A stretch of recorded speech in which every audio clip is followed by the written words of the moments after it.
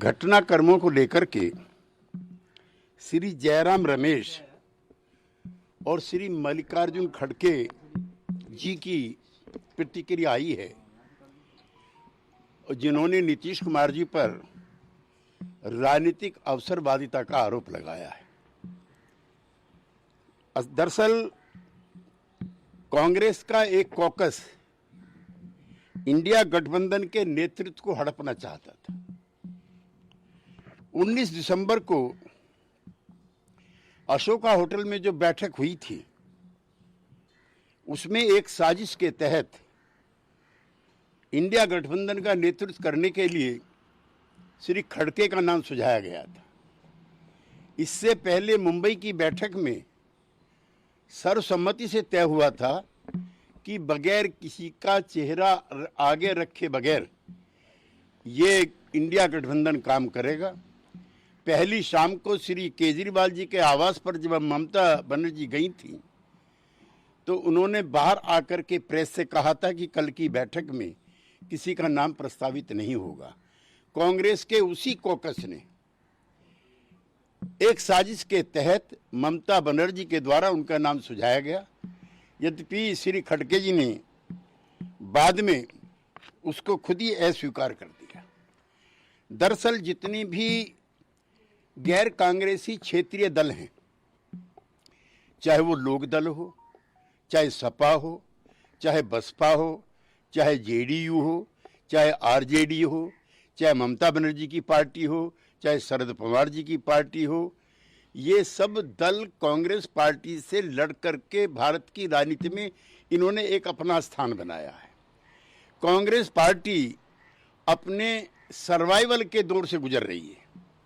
पिछले 2 लोकसभा चुनाव में नेता प्रतिपक्ष के लायक भी उनके पास सांसद नहीं थे, लिहाजा वो क्षेत्रीय जो नेतृत्व है इन दलों का, उनको समाप्त करना चाहते हैं। वो इनके विकास में रोड़ा है और उन्होंने सिस्टमेटिक तरीके से इस लड़ाई को लंबा खींचने का काम किया जो टिकट बंटवारे का था। हम मुंबई से भी और उससे पहले भी कहते रहे हैं कि सीटों का बंटवारा जल्दी होना चाहिए। वो भारतीय जनता पार्टी की ताकत को कम करके आंक रहे हैं या फिर उनको जानकारी नहीं है। हम उनके साथ रहे हैं, ग्रास रूट पे उनका काम है, साधन संपन्न पार्टी है, प्रधानमंत्री की लोकप्रियता है। उससे लड़ने के लिए जिस तरह का तामझाम होना चाहिए किसी गठबंधन के पास, उसका नितांत अभाव इंडिया गठबंधन के साथ था। और कैसे ये नेतृत्व हड़पना चाहते हैं उसका सबसे बड़ा उदाहरण है जो कांग्रेस के राज्य हैं, हरियाणा, हिमाचल, उत्तराखंड, राजस्थान, मध्य प्रदेश, छत्तीसगढ़, तेलंगाना, कर्नाटका और आसाम में किसी भी पार्टी के साथ सीटों की कोई तालमेल नहीं होगी। यहां पर कांग्रेस पार्टी अकेले लड़ेगी और जो क्षेत्रीय दलों के द्वारा जो अर्जित की गई राजनीतिक भूमि है, उस पर डाका डालने के लिए डिस्प्रपोर्शनेट तरीके से हिस्सेदारी मांग रहे हैं। यूपी, बिहार, तमिलनाडु, पश्चिमी बंगाल, महाराष्ट्र, वहां उनकी यूपी 1 सीट, बिहार 1 सीट और पश्चिमी बंगाल 2 सीट, महाराष्ट्र 1 सीट, 2 या 3 सीट तमिलनाडु, और सब जगह इनकी डिस्प्रपोर्शनेट डिमांड है। और इसलिए गठबंधन हमारे साथ भी नहीं हो पाया और न इन दलों के साथ होगा। मैं श्री अखिलेश यादव जी के उस बयान से सहमति रखता हूं जिसमें उन्होंने कहा है कि वार्ता पहले से ही शुरू करके सीटों की तालमेल पर करनी चाहिए थी। हम संयुक्त लोकदल में रहे हैं, जनता दल में रहे हैं, सपा भी जिसमें हिस्से थी। आधा दर्जन एमएलए राजस्थान में, आधा दर्जन एमएलए मध्य प्रदेश में हुआ करते थे। हरियाणा में, पश्चिमी यूपी में तमाम लोकदल का राजकाज हुआ करता था। लेकिन कांग्रेस पार्टी का नेतृत्व सबको नीचा दिखा करके इसको हड़पना चाहता है। हमें अफसोस है और राहत भी है कि जो इंडिया गठबंधन का निर्माता था, जो पहला संयोजक था, आज उन्होंने और जनता दल यू ने इस गठबंधन से अपने आप को अलग कर लिया है और एनडीए के गठबंधन में हम आज से शामिल हैं। 27 सितंबर 2022, अब से 1.5 साल पहले, चौधरी देवीलाल जी की जयंती थी हिसार में। उसमें मैं भी नीतीश कुमार जी के और तेजस्वी यादव जी के साथ उपस्थित था। जितने भी वहां पर नेता थे, सबसे नीतीश कुमार जी ने निजी तौर पर हाथ जोड़ करके निवेदन किया था कि कांग्रेस पार्टी को इस गठबंधन में शामिल करो। हमें अफसोस है कि हमने कांग्रेस पार्टी को देश की राजनीति में एक्सेप्टेबिलिटी दिलवाई। ये पार्टी अछूत हो चुकी थी।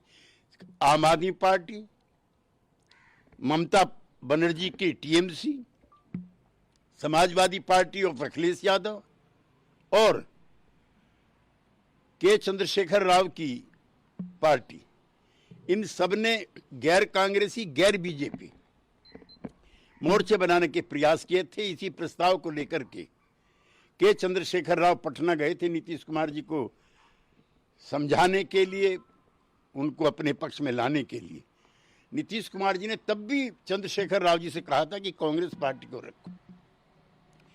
ये सिर्फ नीतीश कुमार थे, जनता दल यू था, जिसकी वजह से इंडिया गठबंधन बना और कांग्रेस पार्टी को भारत की राजनीति में पुनः स्थापित करने का और सम्मान दिलाने का काम हमने किया। हमें अफसोस है कि जो कांग्रेस पार्टी का जो कॉकस था, उसकी षड्यंत्रकारी भूमिका से आज हम मुक्त हुए हैं। गिरगिट से तुलना कर रहे हैं नीतीश कुमार को जयराम रमेश। मैं तो प्रारंभिक संबोधन में ही उनकी आलोचना कर चुका हूं कि किस प्रकार उन्होंने हमारे साथ बिट्रे किया। तो क्या जैसा कह रहे हैं कि सारा दोष कांग्रेस के ऊपर है, आपके आरजेडी से कोई दिक्कत नहीं थी? आरजेडी से स्थानीय स्तर पर कुछ मामलों को लेकर के दिक्कत रही, लेकिन गठबंधन जो टूट रहा है वो कांग्रेस पार्टी की हठ धर्मिता की वजह से टूट रहा है। और मैं अपने राजनीतिक अनुभव जो मेरा 50 साल का है, उसके आधार पर मैं कह सकता हूं, इनका गठबंधन ना टीएमसी से होगा, इनका गठबंधन ना सपा से होगा, और बहुत दिक्कतें आएंगी महाराष्ट्र में भी और तमिलनाडु में। तो जो ये सारे कंसर्न्स थे कांग्रेस को लेकर के, तो जब मीटिंग हुई थी तो काफी दिन बीत चुका है, कभी क्या कन्वे नहीं किया गया था नीतीश कुमार के द्वारा या आपकी पार्टी? उनका काम करने का एक भिन्न तरीका था। सितंबर के बाद वो 4 महीने के लिए फिर गोल हो गए। नीतीश कुमार जी ने प्रयास करके पटना में मीटिंग बुलाई, उसके बाद 4 महीने के लिए फिर गोल हो गए, उसके बाद फिर बेंगलुरु में मीटिंग बुलाएगी, 4 महीने के बाद फिर गोल हो गए, फिर मुंबई में मीटिंग बुलाई गई, 4 महीने के बाद फिर गोल हो गए।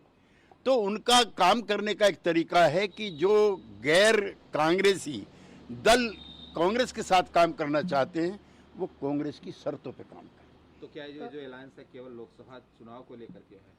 नहीं, ये लोकसभा और इस अलायंस में को हम पहली बार नहीं है, ये लोकसभा के लिए फिर विधानसभा के लिए। कपिल सिब्बल कह रहे हैं कि पहले राम राज्य इन अयोध्या, मतलब अयोध्या में राम राज्य की बात करते हैं बीजेपी, लेकिन अब आया राम गया राम की बात बिहार में नजर आ रही है।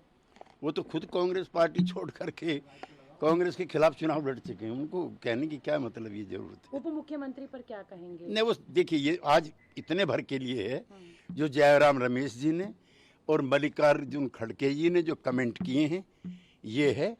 अब शाम को ओथ हो जाने दीजिए, उसके बाद कल भी बात करेंगे, परसों बात करेंगे। आपको मतलब आरजेडी से कोई परेशानी नहीं थी? जो नहीं, मैंने ये नहीं कहा। मेरा जो संबोधन है, जो मेरा एड्रेस है, आपके साथ कन्वर्सेशन है, वो जयराम रमेश और मल्लिकार्जुन खड़गे ने जो वक्तव्य जारी किया उसको लेकर।